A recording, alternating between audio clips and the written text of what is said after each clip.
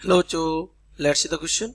Obtain a relation between a stopping potential and frequency of incident light and threshold frequency. So let's see the key concept of this question. The key concept of this question is the relation among these quantities जो कि आपके question में है is given in Einstein's photoelectric equation.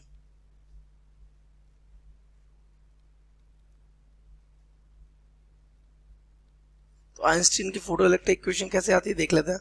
So according to Einstein, light travels in the form of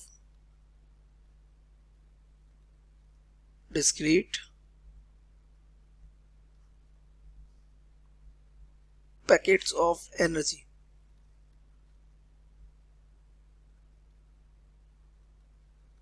जो light है वो किसके form में चलती है? Discrete packets of energy called, जिसे क्या कहते हैं? Called photons. इन्हें हम फोटॉन्स कहते हैं. The energy of each photon is given by E is equals to h nu, where nu is what? Incident frequency.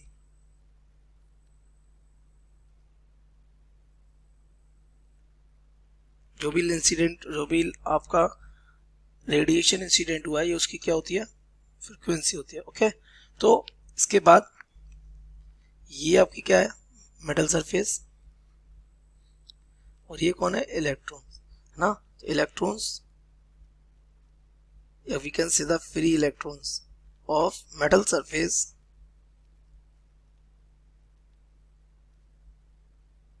Are bound to surface. Surface के लिए कैसे होते हैं? बाउंड होते हैं. दैट नीड्स क्या, किसकी जरूरत उन्हें? Energy to just come out of metal surface. Metal surface से जस्ट बाहर आने के लिए इसको क्या, एक एनर्जी की जरूरत पड़ती है. मेटल सरफेस, जिससे हम क्या कहते हैं? Work function. इस एनर्जी क्या बोलते हैं? Work function. तो अगर ये वर्क फंक्शन हमारा W है तो this is given by h nu not. जहां आपका न्यू नॉट क्या है? New not is what? Threshold frequency.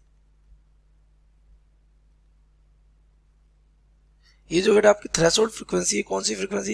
ये वो पर्टिकुलर फ्रीक्वेंसी है जिस फ्रीक्वेंसी पे इलेक्ट्रॉन का आएगा जस्ट बाहर आएगा. For example electron need 20 joule, तो इस 20 जूल के लिए एक पर्टिकुलर फ्रीक्वेंसी होगी जिसे हम क्या कहेंगे? थ्रेशोल्ड फ्रीक्वेंसी, जो सिर्फ इतना जस्ट 20 जूल देगा.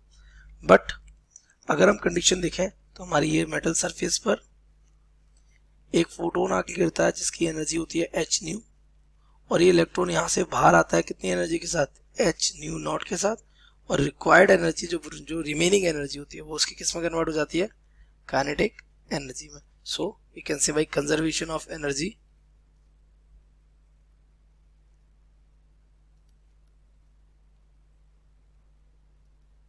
एनर्जी का कंजर्वेशन अगर हम देखेंगे यहाँ पे तो आपको दिखेगा यहाँ पे कि एनर्जी आई कितनी थी हमारी? h new.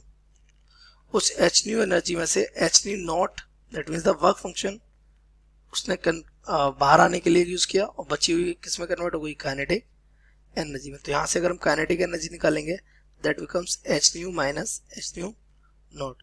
अभी जो काइनेटिक एनर्जी है it is equivalent to the energy provided by the potential difference.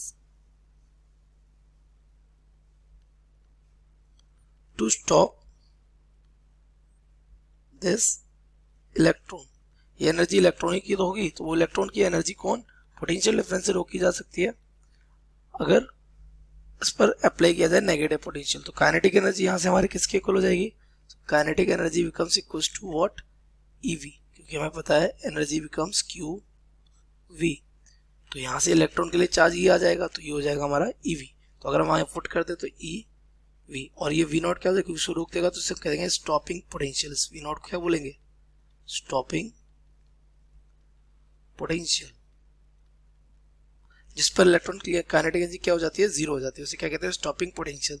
यहाँ से H कॉमन ले लेंगे तो न्यू माइनस न्यू नॉट हो जाएगा, तो यहाँ से V नॉट इक्वल हो जाएगा H अपॉन E ब्रैकेट में न्यू माइनस न्यू नॉट।